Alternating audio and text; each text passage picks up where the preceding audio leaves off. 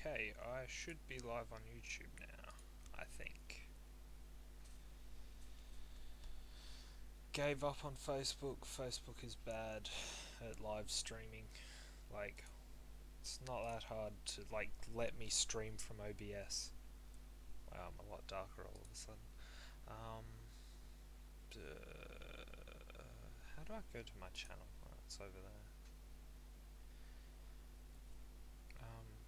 Am I live?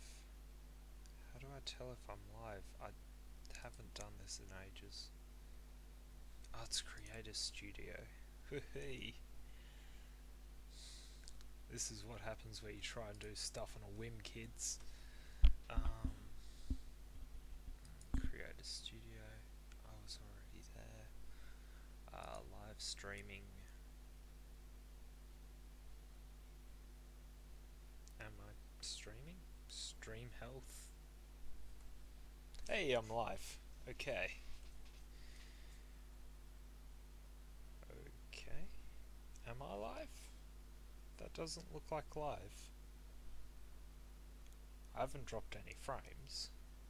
Ah, it's loading. Okay. Hey, basic info.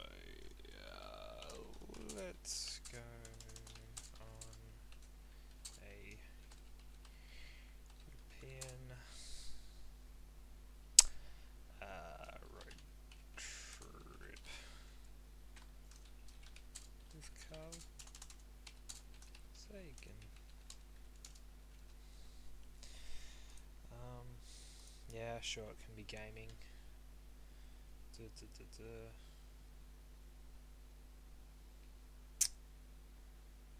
Okay, I'll be starting very shortly. I think if I go to that link as well.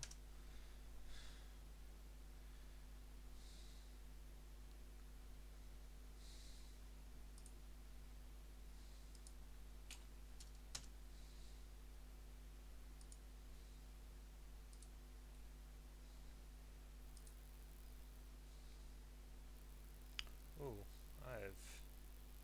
I have orange stream health. What does that mean?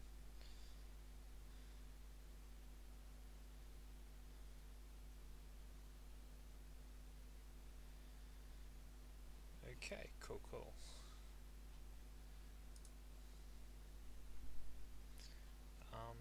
It'd be nice if I got chat or something. Plus, maybe?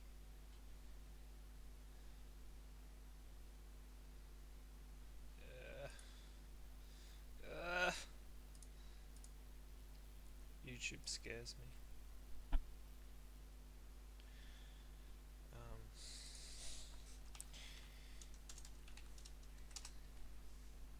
Okay, bugger it. I'm just gonna have it open on my second screen. If you chat to me over there, I might see it, might not. We'll see. Maybe. Okay, cool. Do that. Yes, play Euro Truck Sim. Switch to. I think that's the one I have. Hey. That's a bit loud.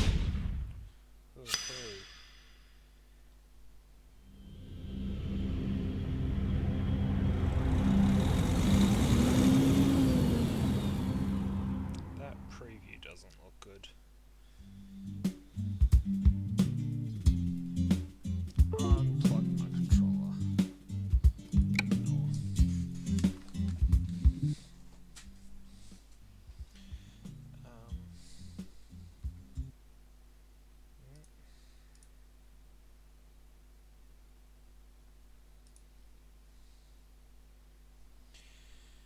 Okay, cool. Can't remember if I want to play as what's his face or the other guy. Because one of these I've cheated in. I think it's that one. I say cheated in, I just like cheat engine, so I had like infinite money.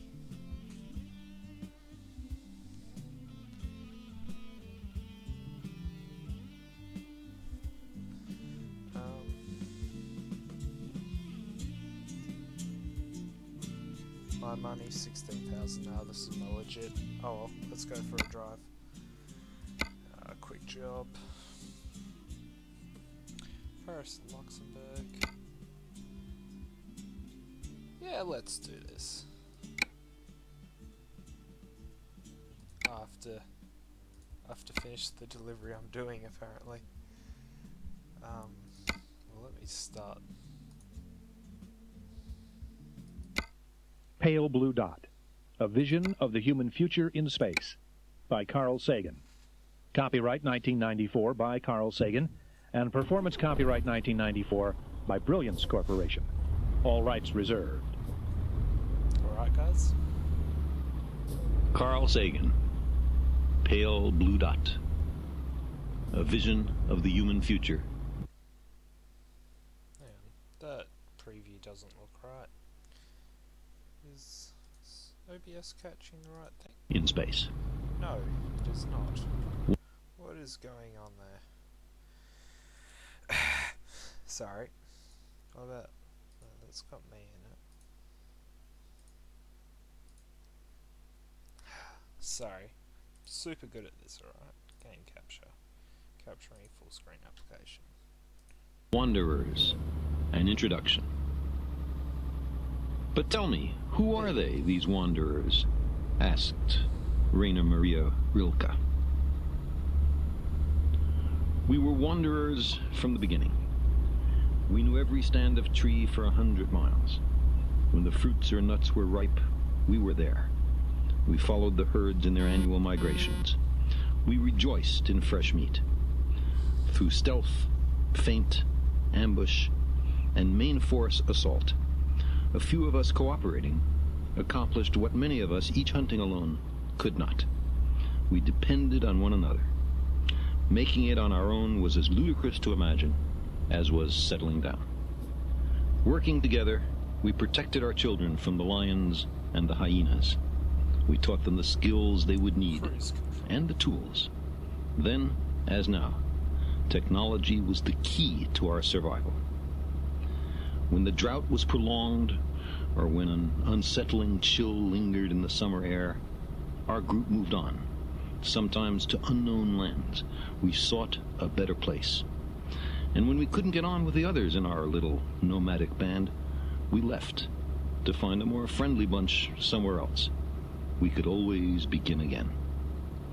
For 99.9% of the time since our species came to be, we were hunters and foragers, wanderers on the savannas and the steppes.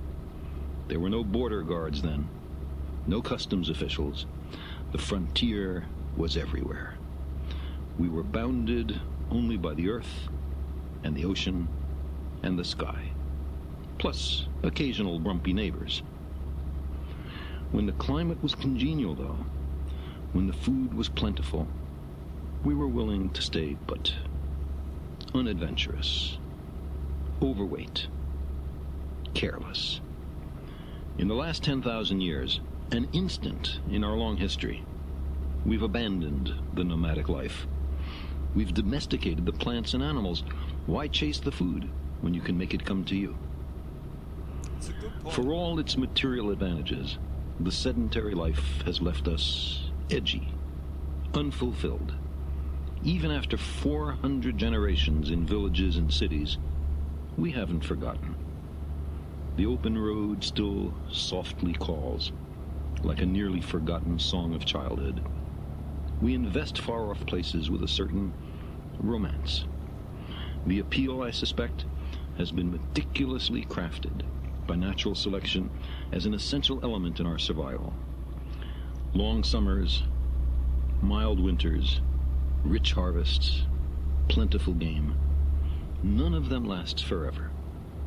It is beyond our powers to predict the future. catastrophic events have a way of sneaking up on us, of catching us unaware. Your own life, See, this is or why I your like band's, Sagan, or 'cause even your species he'll talk might be about owed stuff to a restless few, as I'm doing drawn by a craving they can hardly articulate or understand, to undiscovered lands and new worlds. Herman Melville in Moby Dick spoke for wanderers in all epochs and meridians. He said, "I am tormented with an everlasting itch for things remote. I love to sail forbidden seas." To the ancient Greeks and Romans, the known world comprised Europe and an attenuated Asia and Africa, all surrounded by an impassable world ocean. Travelers might encounter inferior beings called barbarians, or superior beings called gods.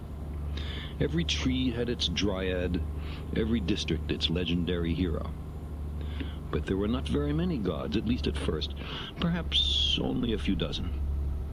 They lived on mountains, under the earth, in the sea, or up there in the sky. They sent messages to people, intervened in human affairs, and interbred with us. As time passed, as the human exploratory capacity hit its stride, there were surprises. Barbarians could be fully as clever as Greeks and Romans. Africa and Asia were larger than anyone had guessed. The world ocean was not impassable. There were antipodes. 3 new continents existed, had been settled by Asians in ages past, and the news had never reached Europe. Also, the gods were disappointingly hard to find. The first large-scale human migration from the old world to the new happened during the last ice age, about 11,500 years ago, when the growing polar ice caps shallowed the oceans and made it possible to walk on dry land from Siberia to Alaska. 1,000 years later, we were in Tierra del Fuego, the southern tip of South America. Long before Columbus, Indonesian Argonauts in outrigger canoes explored the western Pacific. People from Borneo settled Madagascar. Egyptians and Libyans circumnavigated Africa. And a great fleet of ocean-going junks from Ming Dynasty China crisscrossed the Indian Ocean, established a base in Zanzibar, rounded the Cape of Good Hope, and entered the Atlantic Ocean. In the 15th Yes, through my dear? 17th centuries, European sailing ships discovered new continents, new Is it? at any rate to Europeans, and circumnavigated the planet. That's bizarre. In the Well, 18th I and hope I 19th haven't just centuries, been playing American and Russian this explorers, to myself for traders, all and this time. settlers raced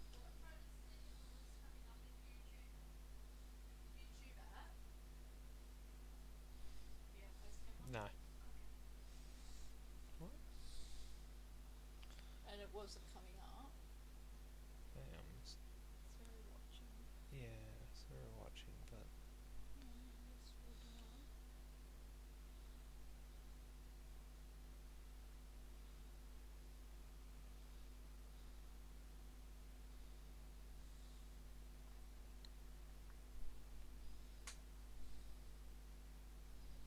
okay.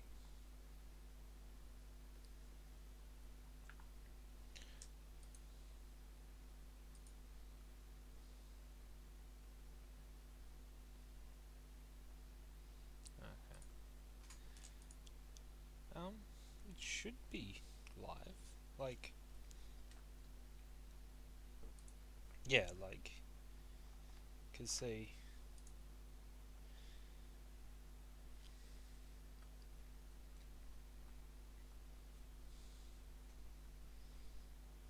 What if you visit on a laptop?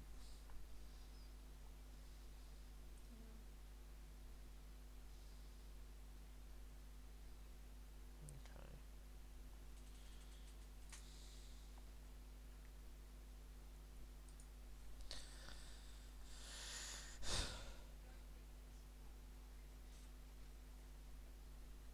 I mean, it makes sense, because no, I'm watching. Then again, I'm only just playing Euro Truck.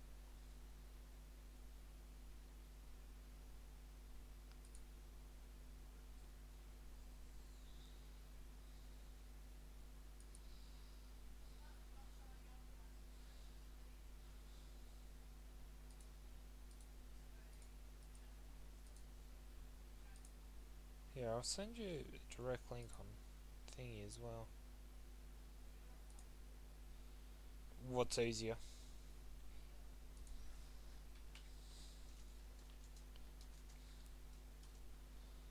Twitter.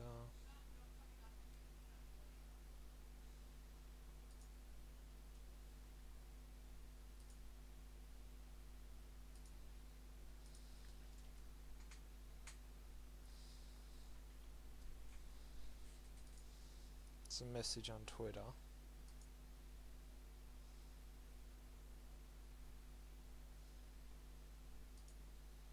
Because that should be the video.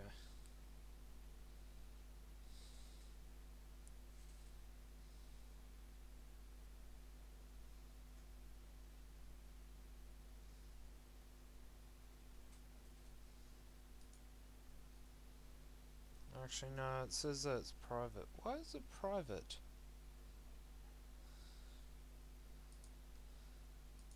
Public.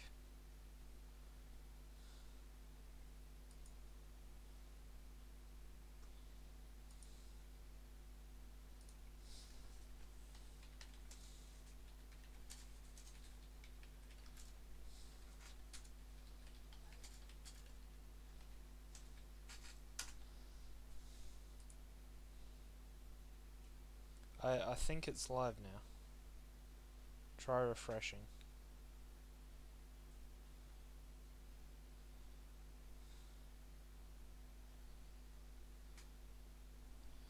Apparently YouTube isn't receiving enough, but it's never complained before.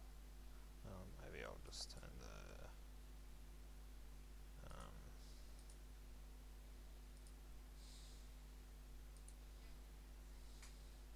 seems to be working now. That's good. Can you hear me talking? Okay, cool. But I'm going to change the resolution because Facebook isn't liking how much I'm pushing out apparently. Not Facebook, YouTube. And also I need to fiddle with audio.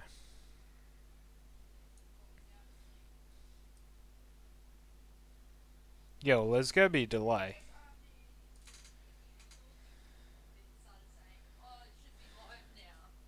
Yeah, well it's going to have a delay because it needs to go to Sydney and shit. Yeah. Okay. I do appreciate it. Okay, so I'm streaming again. Hopefully this time it will be a bit better. And I'm not going to be thingy this time. Oops.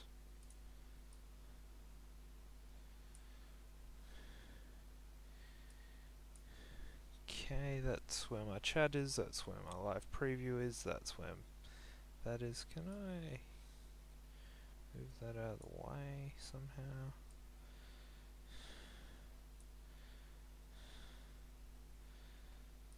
If I put that down there, will that work a bit better?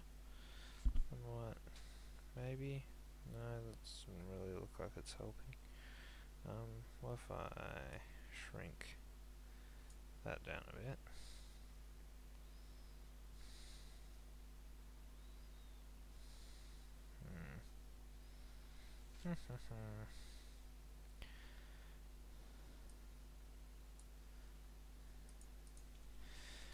Hello. Should be live and good now, I hope. I think. West and east across two vast continents to the Pacific. Okay, turn you down a bit more, Carl Sagan. Hey, Daniel, that's you. How's it cracking? Let's drive. I hope Carl Sagan's not too loud.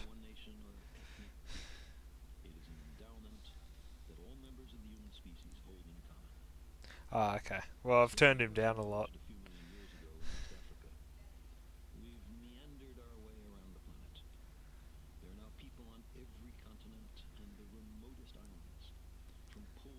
Whoops, From Mount speeding. Everest to the Dead Sea, That's in the probably ocean not bottoms, great.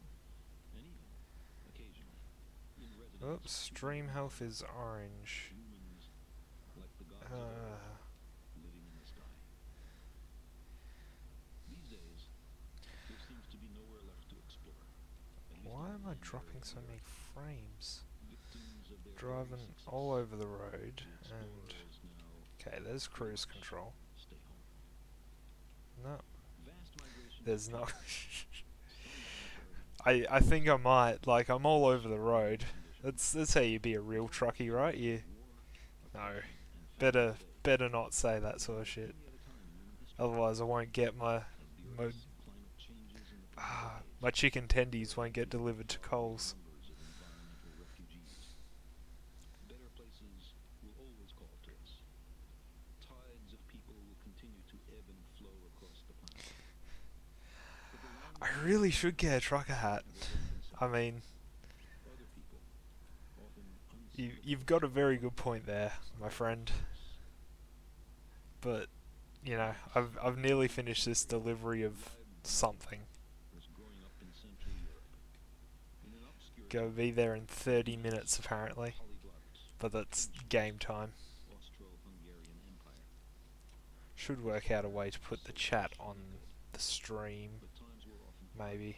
I As a don't know. young man, the only honest employment Leib could find was carrying people across the nearby river Bug. The customers Go are drive lined down up the middle of the road. on Leib's Be a back. real rebel. In his prized boots, the tools of his trade, he would wade out in a shallow stretch of the river and deliver his passenger to the opposite bank. Sometimes the water reached his waist. There were no bridges here, no ferry boats. Horses might Alright, have served let's a purpose, drive but seriously. they had other uses. That left Leib and a few other young men like him. They had no other uses. No other work was available. They would lounge about the riverbank, calling out their prices, boasting to potential customers about the superiority of their drayage. They hired themselves out like four-footed animals. My grandfather was a beast of burden. I don't think that in all his young manhood, Leib had ventured more than 100 kilometers from his little hometown of Sassoff. But then, in 1904, he suddenly ran away to the New World. To avoid a murder rap, according to one family legend, he left his young wife behind. How different from his tiny backwater hamlet the great German port cities must have seemed. How vast the ocean. How strange the lofty skyscrapers. Good The work. endless hubbub of his new land.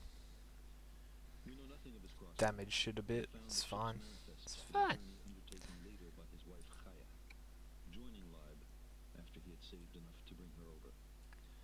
She traveled in the cheapest class on the Batavia, a vessel of Hamburg registry. There's something heartbreakingly terse about the document. Can she read or write? No. Job Can market. she speak English? Get a quick job. How much money does she have? I can imagine her vulnerability and her shame as she replies, $1. She disembarked in New York, was reunited with Leib, lived just long enough to give birth to my mother and her sister, and then died from complications of childbirth. In those few years in America, her name had sometimes been anglicized to Clara. A quarter century later, Let's my mother go named that her way. own firstborn, a son, after the mother she never knew. Our distant ancestors, watching the stars, noted five that did more than just rise and set in stolid procession as the so-called fixed stars did. These five had a curious and complex motion. Over the months, they seemed to wander slowly among the stars. Sometimes they did loops. Today we call them planets, the Greek word for wanderers. It was, I imagine, a peculiarity our ancestors could relate to. We know now that the planets are not stars, but other worlds, gravitationally lashed to the sun. Just as the exploration of the Earth was being completed, we began to recognize it as one world among counted multitude of others, circling the sun or orbiting the other stars that make up the Milky Way galaxy. Our planet and our solar system are surrounded by a new world ocean, the depths of space. It is no more impassable than the last. Maybe it's a little early. Maybe the time is not quite yet. But those other worlds, promising untold opportunities, beckon. In the last few decades, the United States and the former Soviet Union have accomplished something stunning and historic. The close-up examination of all those points of light, from Mercury to Saturn, that moved our ancestors to wonder and to science. Since the advent of successful interplanetary flight in 1962, our machines have flown by, or orbited, or landed on more than 70 new worlds. We have wandered among the wanderers. We have found vast volcanic eminences that dwarf the highest mountain on Earth. Ancient river valleys on two planets, enigmatically one too cold and the other too hot for running water. A giant planet with an interior of liquid metallic hydrogen into which 1,000 Earths would fit. Whole moons that have melted. A cloud-covered place with an atmosphere of corrosive acids, where even the high plateaus are above the melting point of lead. Ancient surfaces on which a faithful record of the violent formation of the solar system is engraved. Refugee ice worlds from the trans-Plutonian depths. Exquisitely patterned ring systems marking the subtle harmonies of gravity. And a world surrounded by clouds of complex organic molecules, like those that in the earliest history of our planet led to the origin of life. Silently, they orbit the sun, waiting. We have uncovered wonders undreamt by our ancestors who first speculated on the nature of those wandering lights in the night sky. We have probed the origins of our planet and ourselves by discovering what else is possible, by coming face to face with alternative fates of worlds more or less like our own. We have begun to better understand the Earth. Every one of those worlds is lovely and instructive, but so far as we know, they are also, every one of them, desolate and barren. Out there are no better places. So far, at least. During the Viking robotic missions, beginning in July 1976, in a certain sense, I spent a year on Mars. I examined the boulders and sand dunes, the sky red even at high noon, the ancient river valleys, the soaring volcanic mountains, the fierce wind erosion, the laminated polar terrain, the two dark potato-shaped moons. But there was no life. Not a cricket or a blade of grass or even, so far as we can tell for sure, a microbe. These worlds have not been graced, as ours has, by life. Life is a comparative rarity. You can survey dozens of worlds and find that in only one of them does life arise and evolve and persist. Having in all their lives till then crossed nothing wider than a river, Lib and Chaya graduated to crossing oceans. They had one great advantage. On the other side of the waters there would be, invested with outlandish customs, it's true, other human beings, speaking their language and sharing at least some of their values, even people to whom they were closely related. In our time, we've crossed the solar system and sent 4 ships to the stars. Neptune lies 1,000,000 times further from Earth than New York City is from the banks of the river Bug. But there are no distant relatives, no humans, and apparently no life waiting for us on those other worlds. No letters conveyed by recent emigres help us to understand the new land. Only digital data transmitted at the speed of light by unfeeling, precise, robot emissaries.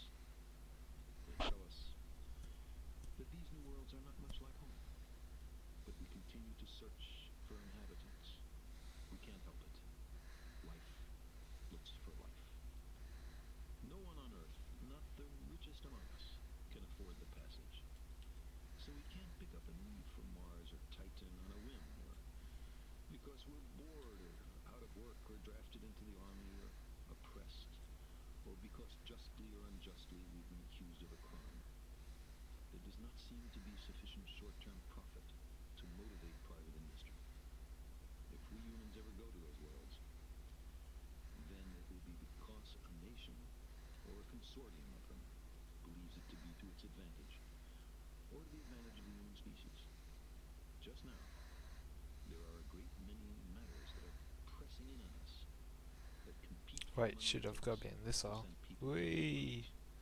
other worlds. That's what Whoops. this audiobook is about. Other worlds, what awaits us on them, and what they tell us about ourselves. And, given the urgent problems our species now faces, whether it makes sense to go. Should we solve those problems first?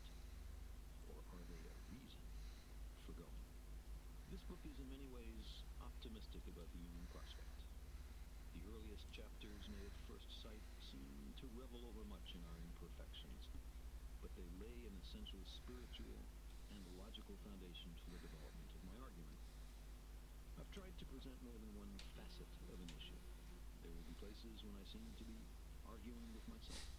I love honking at other trucks. Seeing It's some merit great. to more than one side, I often argue with myself. I hope by the last chapter it will be clear where I come out. The plan of the book is roughly this. We first examine the widespread claims made over all of human history that our world and our species are unique and even central to the workings and purpose of the cosmos. We venture through the solar system in the footsteps of the latest voyages of exploration and discovery, and then assess the reasons commonly offered for sending humans into space. In the last and most speculative part of the book, I trace how I imagine that our long-term future in space will work itself out. Pale Blue Dot is about a new recognition, still slowly overtaking us, of our coordinates, our place in the universe, and how, even if the call of the open road is muted in our time, a central element of human future lies far beyond. Chapter 1. You are here. The entire Earth is but a point, and the place of our own habitation but a minute corner of it, said Marcus Aurelius, the Roman emperor, around 170. As the astronomers unanimously teach, the circuit of the whole Earth, which to us seems endless, compared with the greatness of the universe, has the likeness of a mere tiny point, said Ammianus Marcellinus, the last major Roman historian. The spacecraft was a long way from home, beyond the orbit of the outermost planet and high above the ecliptic plane, which is an imaginary flat surface that we can think of as something like a racetrack in which the orbits of the planets are mainly confined. The ship was speeding away from the sun at 40,000 miles an hour, but in early February of 1990, it was overtaken by an urgent message from Earth. Obediently, it turned its cameras back toward the now distant planets, slewing its scan platform from one spot in the sky to another. It snapped 60 pictures and stored them in digital form on its tape recorder. Then, slowly, in March, April, and May, it radioed the data back to Earth.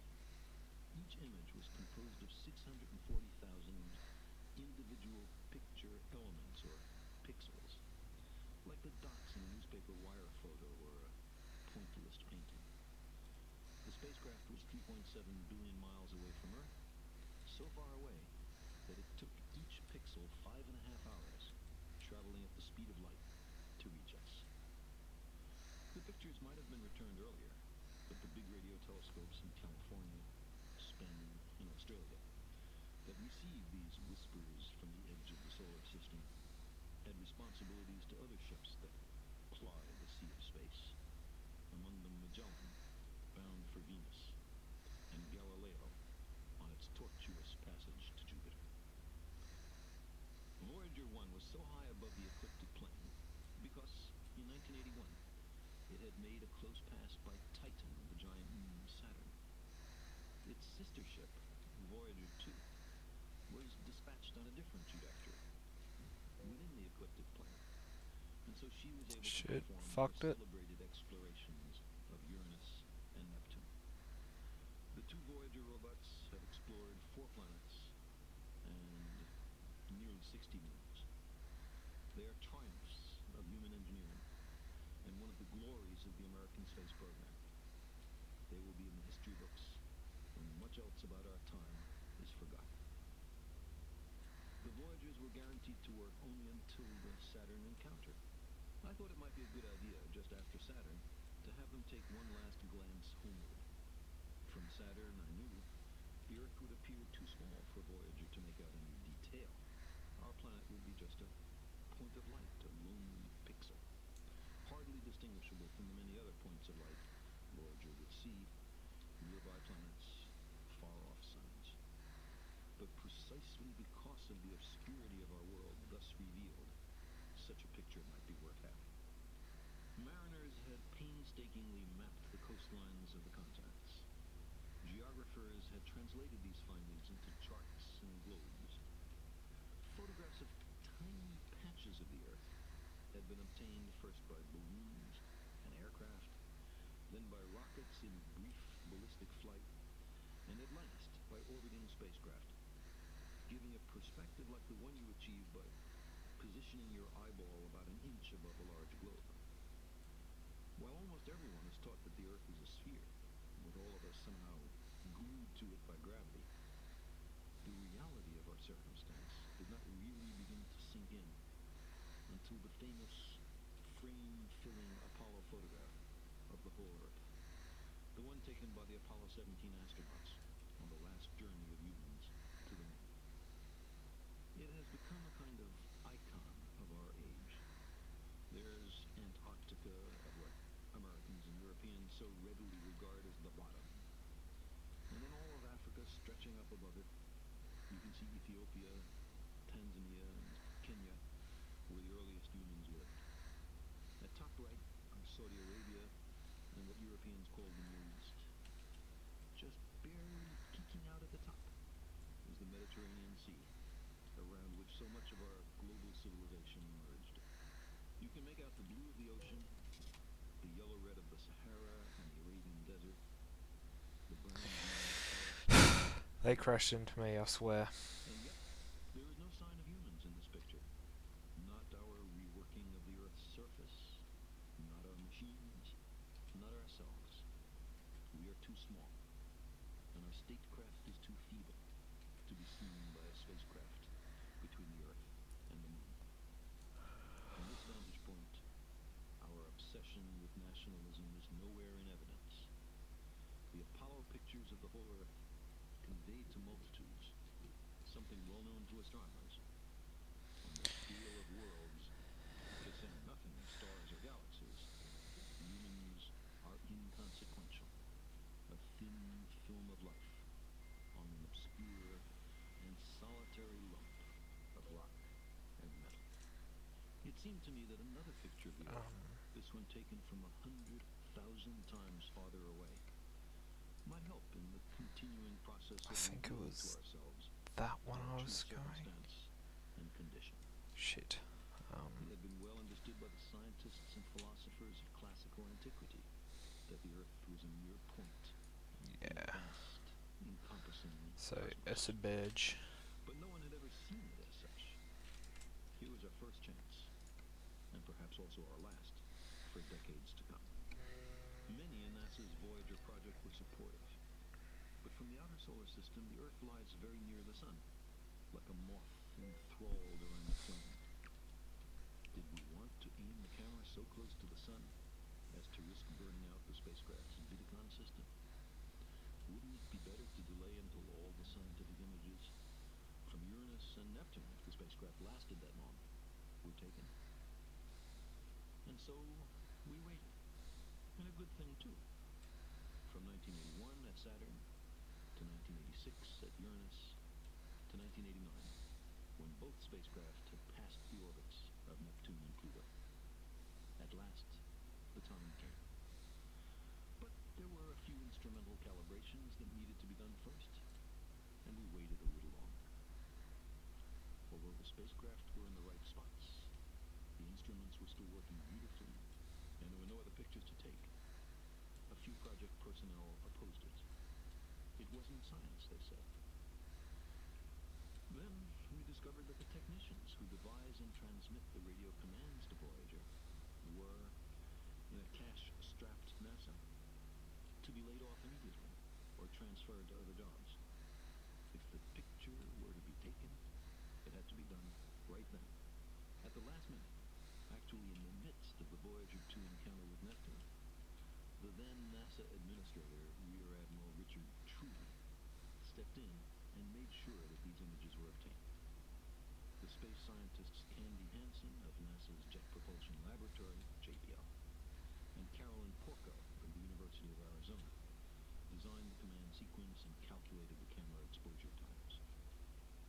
So, here they are, a mosaic of squares laid down on top of the planets, and a background smattering of more distant stars. We were able to photograph not only the Earth, but also 5 other of the Sun's 9 known planets. Mercury, the innermost, was lost in the glare of the Sun, and Mars and Pluto were too small, too dimly lit, and/or too far away. Uranus and Neptune are so dim that to record their presence required long exposures, and accordingly their images were smeared because of spacecraft motion. This is how the planets would look to an alien spaceship approaching the solar system after a long interstellar voyage.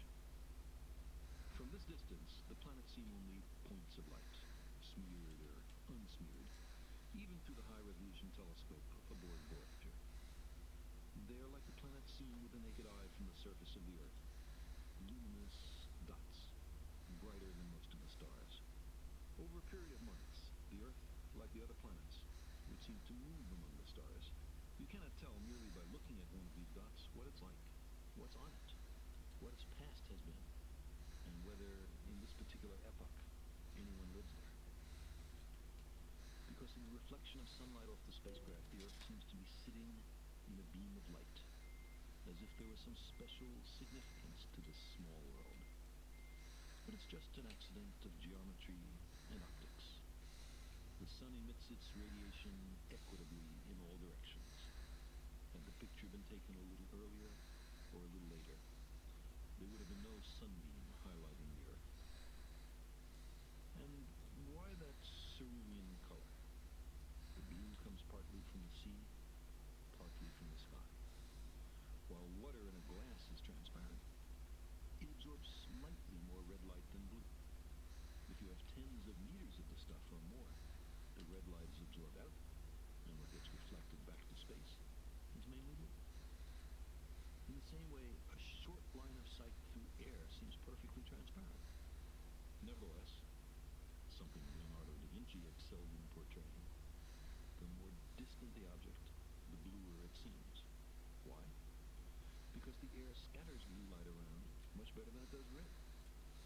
So the bluish cast of this dot comes from its thick but transparent atmosphere and its deep oceans of liquid water. And the white? The Earth, on an average day, is about half covered with white water clouds. We can explain the wan blueness of this little world because we know it well. Whether an alien scientist newly arrived at the outskirts of our solar system could reliably deduce oceans and clouds and a thickish atmosphere is less certain. Neptune, for instance, is blue, but chiefly for different reasons.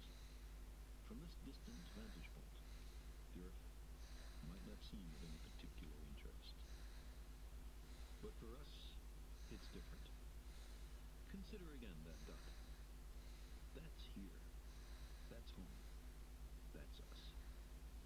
On it, everyone you love, everyone you know, everyone you ever heard of, every human being who ever was, lived out their lives.